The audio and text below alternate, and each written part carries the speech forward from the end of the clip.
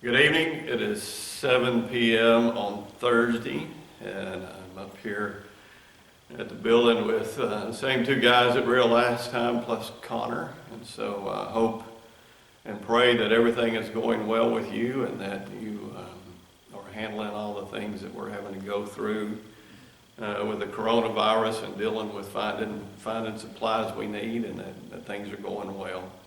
Our lesson today comes from Ecclesiastes 3:1 through 8, and the title is "A Time and to Every Purpose Under Heaven." If you, I was born in '58, and I had I liked a lot of different music, and I liked folk music and country music, and there was a song that came out in 1965 called "Turn, Turn, Turn." It was a #1 hit for the Byrds. And that song was written by a guy named Pete Seeger. And he was a well-known writer. He'd been with a folk group called the Weavers, and he stuck around and did folk music. He passed away at 94 several years ago.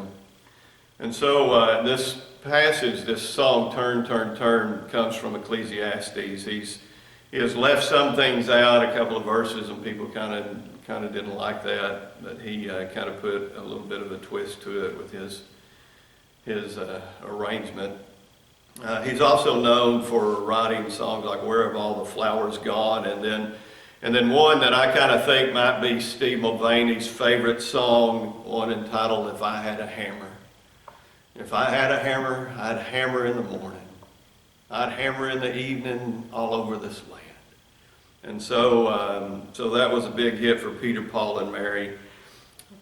So it starts off in verse 1, and it says, "There is a time for everything and a season for every activity under heaven." And now we know the 4 seasons. There's fall, and there's winter, there's spring, and summer. And I'm thankful that things are drying out and the sun's come out. And so we have those seasons, and you may like one more than the other. You may have a favorite season. Another season that a lot of people in this congregation keep up with is hunting season. There is an archery season, a muzzle loading season, a deer season, an alligator season, a squirrel season, a pheasant season, quail, turkey, dove, duck, goose, and snipe. Yes, snipe is a real animal. And then if you think of seasons, there's seasons in our lives. It kind of starts off that we're born, and there's childhood, and then there's being a teenager, and then you leave the house, and maybe you get married and you have children, and then you raise teenagers and you kick them out of the house. And then they have grandkids, and you welcome them back with open arms, and then you have great-grandkids, and then some people experience the death of a spouse, and so those are different seasons of life from birth to death. And Ecclesiastes, in verses 2 through 8, there's 14 pairs that I kind of want us to look at as we go through this passage. And the first one is a time to be born and a time to die. We don't have a whole lot of say in when we're born, and we don't always have a say in how we die. And sometimes there's a situation where we may be sick with a disease, and we just kind of say, just don't try to save me, just let me go if it's my time. And so a time to be born and a time to die, a time to plant and a time to uproot. If you haven't noticed, we have had record rainfall this year. And the back of my yard has been filled with water most of the time, and I really wanted to get out and mow. I usually plant a garden, and so I was really anxious to plant, but none of that has happened. It's been so wet, and so maybe you could have planted rice, and that might have worked. And then the uproot is, I've pulled a bunch of weeds lately, because that's what's been growing all over the place in my garden area and in the front of the house and the back of the house. And so I understand a time to plant or wanting to, and then a time to pull up. The third pair is a time to kill and a time to heal. Now sometimes we think about, a time to kill, and we kind of don't know how to feel about that. And from Genesis 9:6, God told Noah that whoever sheds the blood of man by man shall his blood be shed. And so there are some people that deserve to die for things that they've done. And there's been several that made the news that I felt that way. The one where the dad had custody or had got a visitation rights to take his kids home, his two daughters. And he called his ex-wife up, and then he shot one child and then shot the other one with her on the phone. And so that was just an evil thing that he did to influence and just a terrible thing to leave behind for his wife. And he later did go to prison, did get the death penalty, and was executed. And so, but for us, I want us to focus on the time to heal, because as God's children, we are in the business of healing people and helping people. And so there's opportunities all around us, especially now with the things going on. And I know there's been a lot of people who have jumped up and to help out in whatever way they could, to sewing masks at home, to making hand sanitizers, to getting lists from people and going to the store and buying things for them and delivering that. And so there's plenty of opportunities out there for us to be helping people and healing people. And so I hope we'll take advantage of that. Number 4 is a time to tear down and a time to build. When I read that, I always think of the fact that Cindy and I have moved 12 times in our marriage. And so with that, I think of taking beds apart, tearing them down, loading them on the truck and all the rest of the furniture, and then going to our new location and pulling everything out and putting everything back together. And the more kids that we had, the more beds that there were to tear down and put back up. And so with that, it's just working on, there's times when you need to build something, times when it just needs to be torn down and start all over again. And so a time to tear down and a time to build. The 5th pair is a time to weep and a time to laugh. And I know a lot of you think I'm a crybaby, but there's a lot of other crybabies in this congregation. And so there are times when I get teary-eyed, and it could be just watching a certain scene in a movie. It could be even watching The Voice when somebody just pours out their heart and soul and the song that they were singing and the impact that it had on other people, and that just brings a tear to my eye. And it could just be a TV show that just has a beautiful story and a beautiful example of touching somebody's life. And a time to laugh. There's a lot of things going on, and we're kind of cooped up, and a lot of people are staying in their homes as much as possible. And so, but there's a lot of things on Facebook and that people post that are funny, and a time to be able to laugh. And I know that because Katie is constantly shoving the phone in my face going, "Here, watch this. This is funny." And one of those is a little toddler, and it's going down the hall, and it's all excited, and then somebody sneezes, and then the toddler just kind of makes it and turns around and runs back to the other end of the hall.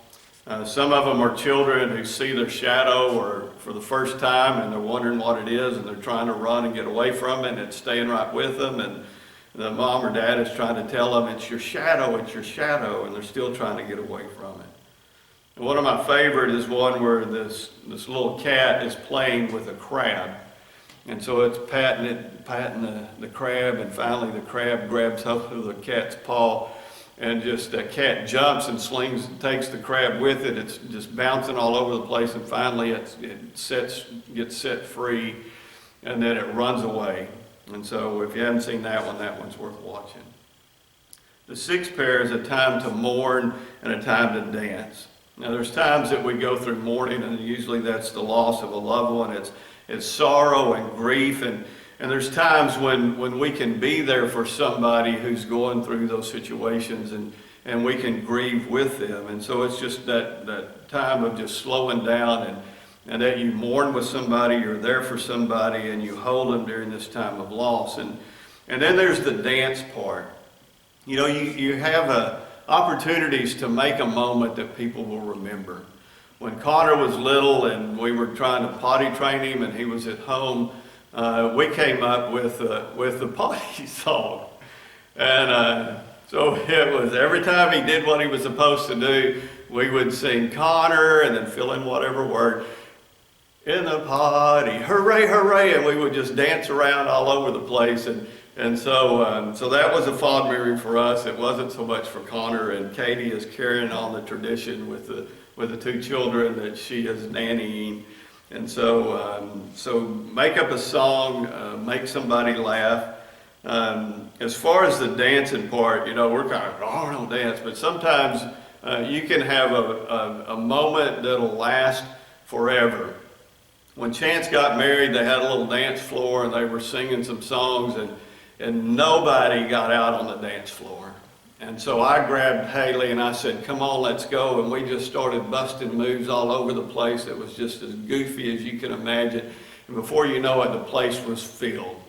So, we got everybody excited and ready to go dance. And then when Cassie got married, you see father-daughter dances, and it's just they're just kind of waltzing around or walking around. And I'm like, no, I want something big for this. So we practiced to do Beauty and the Beast based upon the movie.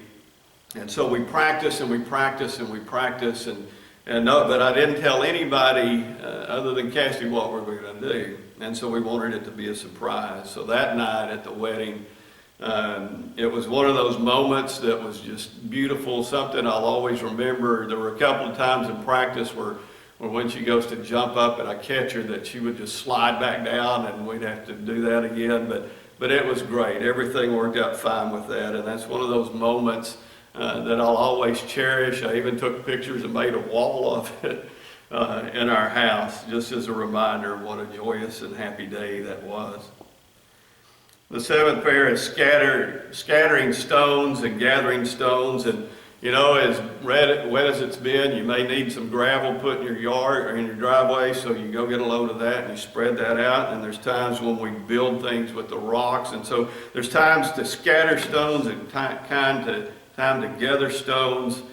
And number 8, it's a time to embrace and a time to refrain. Now, we're refraining a lot with this 6-foot order, and so it's hard to give somebody a hug, and people need hugs, so you can kind of do an air hug in front of them or whatever, but you still got to kind of restrain and kind of stay away. I went in the post office and everybody's counted off 6 tiles on the floor and kind of stay in their distance, and I tell Katie that it's 12 feet. It's 12 feet. You got to stay 12 feet away from me. And then number 9 is search and give up. At my age, there's times when I can set my phone down, turn around, and forget where I put it. I can set my glasses down. I look for screwdrivers and tools, and I just had it, and I go, where did I put it? Where did I put it? And it takes me a long time to find them. And so sometimes, it says a time to search and a time to give up. Sometimes I just give up and I go buy a new one. I got more hammers because I can't find the ones that I had, and I go buy another one because I need one. And then number 10 is keep, and time to keep and a time to throw away. And if you grew up with the Depression era parents, then you hang on to everything. My parents hung on to so much stuff. Dad was always, if there was something on the side of the road, he goes, I can use that, and he'd pull over and grab that and throw it in the back of his truck, and I got a lot of that in me as well. And so it's hard sometimes to throw some things away, but it's good to do that. So go through some junk, get it out of your house if you need to get rid of that. And then there's a time to tear and a time to mend. And I brought this shirt. This shirt is probably 20 years old, and it's a band shirt from the Beltline at Maine Church of Christ. And all the kids in the youth group got one of these shirts. This is a treasured shirt for me, and as you can tell, it's a little bit worn. And I think I might have worn it last year to go out and work in the yard, and it's hard to throw it away. Man, it's just falling all apart, and so it's been sewn up in some places, but Cindy would just love to grab a hold of this and tear it all to pieces. And so there's times that she gets some of my old clothes, old t-shirts that I really like, and she'll rip those up. So sometimes you need to tear, sometimes you need to mend. And then the number 12 group is a time to be silent and a time to speak. Last week we talked about Job and his 3 friends, and And they came to mourn with him and to help him and to comfort him. And for 7 days and 7 nights, they were there, but they didn't say a word. And so there's times to be silent, times you just need to be there sitting with someone. And then there's time to speak. Now, we may not be able to see people face to face as much as we would like, but you can still call, you can text, you can send a card, you can write a letter. We can keep in touch with one another. You can FaceTime, all of those things. So just knowing the right time to be silent and the time to speak can be a big help to somebody. The 13th pair is a time to love and a time to hate. And the Bible talks about we should hate evil, we should hate wickedness. And so there's a lot of things in this world that we can get upset about, and we can hate what's going on, and we can love people enough to do something about that. We are God's people. We're supposed to heal people. We're supposed to help people. We're supposed to bring them into the light. And so we love people by reaching out to them and pulling them into the light of Christ. And then the last pair is a time for war and a time for peace. There are a lot of things that need to be fought for children, for those who are being abused, those who are being hurt, that you fight for those children, and just fight for God. And so we live in a world that there's a lot of things that are going on, and sometimes we fight against things, and we should fight against the evil that's out there. So all of these are things that we have choices about. And so it's kind of like, think about what you do every day. You kind of make a choice when to get up, you make a choice when to go to bed, what you're going to eat. And so if we put this under the umbrella that God has a plan and a purpose for everything under heaven, and we looked at our life like that, it would help us make decisions that will not only lift him up, but that will help us as well in our lives. And so we do a lot of things just on instinct and on habit, and just because that's what we do. What we need to do is think about why we do things and how can we do things that's going to have an impact on other people. We're going through this coronavirus, and it doesn't seem to be getting any better quickly. It seems to be getting a little bit worse. And so, Bree was sick and she couldn't talk, and she finally put a post out on Facebook, and she made a comment about, it's the first time I can talk, and there's just been some things going on, and talked about how the world kind of gets in the way of our relationship with God. And so it's kind of a wake-up call, and we're used to going to the store and going to the restaurant and getting what we want anytime we want it. And so this is kind of a shock to us on trying to find some of the things that we can't find. And maybe God's just trying to call a time out for us in which we get our heads back on straight and our focus back where it needs to be. There was an article online about 6 spiritual seasons, and so I want to go over those right fast with you. One of them is the dry season. It's like the well's gone dry, God seems to be quiet, and a lot of times the reason that God has stopped speaking is because a lot of times we put a dam up to keep him away. That we don't realize that's what we're doing, but the dry season's our own fault because we don't seek him, we don't turn to the living water that he can give us day after day, and so a lot of times we just quit going to the well. And so if you want to get out of the dry season, then just look to Jesus and to the living water that he can bring to us. The next one is the waiting season. We're not used to waiting. We like to do what we want to do when we want to do it. And there's times when we want to do things and we have an order on what we want to do, and God just kind of says no, or no, not yet. And so for us, it's been in that season of learning how to wait for God and his time, instead of trying to force him to do what we want to do. And the thing about that is that God knows best for what we need and what we want, and he'll provide what we need more than what we want.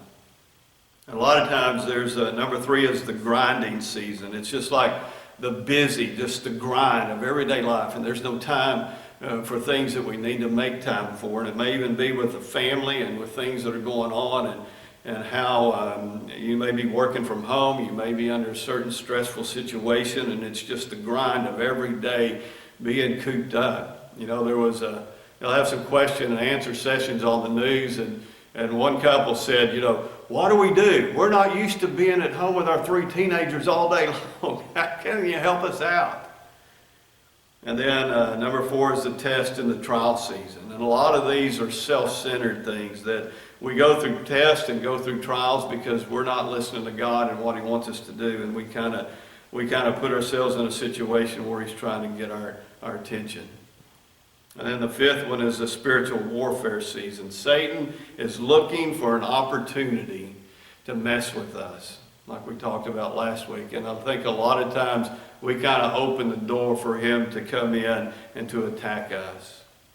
And we got to put on the full armor of God to stop the attack that he's making, not only on our lives, but on the lives of others. And the last thing is the happy season. And I think the happy season is not something that we necessarily have to wait on. I'm going through all this, and hopefully the happy season's around the corner. But I think the happy season comes when we rise above the other 5 in order to see God for who He is and what He wants in our life. That we see all these things going on in our lives here on earth, that we fail to rise above that and to see God for who He is and what He wants to do in our life. Just remember that no season lasts forever, and God is at work in every season of our lives. In the story of Joseph, there are a lot of bad things that happened to him. His brothers sold him into slavery, and then he ended up going to prison, but God watched over him. And later on, his brothers came to him, and Joseph made himself aware of who he was. And he said this to his brothers. He said, "You intended to harm me, but God intended it for good, to accomplish what is now being done, the saving of many lives." And who knows that God didn't put this virus here in our lifetime and at this moment in time for us to be able to go out and help people and to save lives. Same thing with Mordecai and Esther. When he goes to her and he wants her to go to the king, and she's a little bit scared, and he says, "And who knows, but that you have come to royal position for such a time as this." God is calling His people, and He is calling us to be an army for Him and to go out in a world and minister to people who are in need. One last folk song. It's by James Taylor. And James Taylor's one of Sidney's favorite singers from the past. And when you look at these words, it could be God speaking to us, or it could be us speaking to one another. And so it's entitled, "You've Got a Friend." And it could be God saying it to us, or it could be us telling it to somebody else. When you're down and troubled and you need a helping hand and nothing is going right, just close your eyes and think of me, and soon I'll be right there to brighten up even your darkest night. You just call out my name, and wherever I am, I'll come running to see you again. Winter, spring, summer, or fall, all you got to do is call, and I'll be there. If the sky above you should turn dark and full of clouds, and that old north wind should begin to blow, just keep your head together and call my name out loud. Soon I'll be knocking on your door. You just call out my name, wherever I am, and I'll come running. I'll come running to see you again. And that's our offer to you in this congregation. If you need us, call us. You got our phone numbers, there's a directory. If you need help, we want to help you. So just let us know. I know there's struggles that are people going through in some difficult times, but we're here for one another, and may we continue to do that. Will you bow with me as we close in a prayer? Father, we thank you for watching over us. And Father, there's a lot of things going on in our world and in our country. And we just ask you to have your hand in this, that you see us through this season into a time beyond this, and a time of happiness, a time of being back to normal in some way, in some sense. So just watch over us as we're staying at home and as we're going about our business. And just help us to look for opportunities to love others. In Christ's name.